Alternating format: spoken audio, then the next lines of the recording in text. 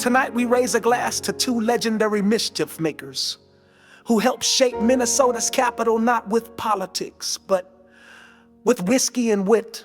The first, Pierre Pig's Parent, a one-eyed bootlegger kicked out of Fort Snelling where he set up shop in a cave and gave birth to a city. The second, Joseph Jolly Joe Roley, the legislator who quite literally stole the bill naming St. Peter the state capital, then vanished for days, drinking and playing cards in a brothel until it was too late to stop St. Paul from taking the crown. Some say their ghosts still meet at midnight, toasting the night they outwitted the powerful. And if you listen close, you might just hear Pig's Eye laughing in the wind. This is the night St. Peter became St. Paul.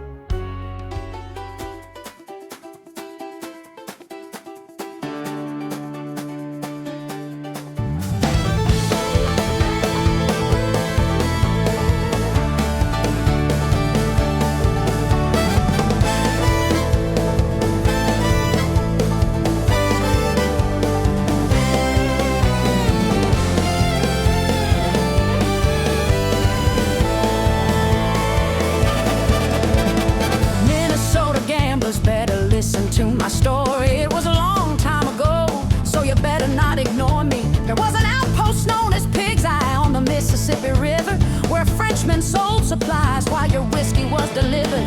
The town built on alcohol soon became a city.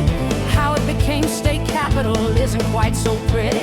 Pig's Eye got religion just like the Apostle Saul, got converted overnight, turned into St. Paul. Pig's Eye's ghost was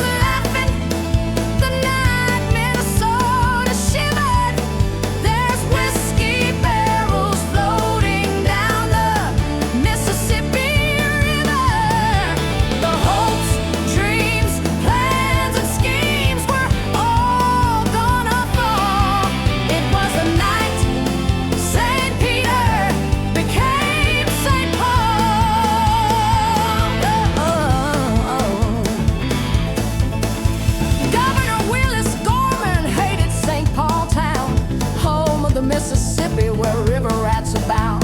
With statehood coming up, St. Paul was such a vile place. Swore he'd make St. Peter capital of that state. He owned a lot of land there and knew that this would make him rich. He even got a bill passed, but there was one tiny glitch. The bill needed his signature, something he hadn't figured. When the legislature ended, that bill never got delivered. Pig's Eye's ghost was laughing the night Minnesota shivered.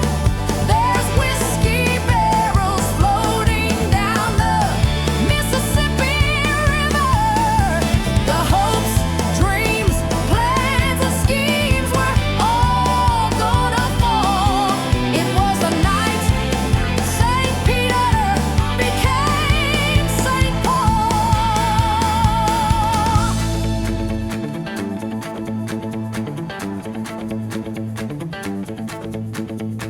Jolly Joe Roley, charged with delivering the bill, said St. Peter is a capital that's against the people's will. There's not even a decent bar there, what are people gonna think? So he hid out in a brothel to wreck the plan and drink.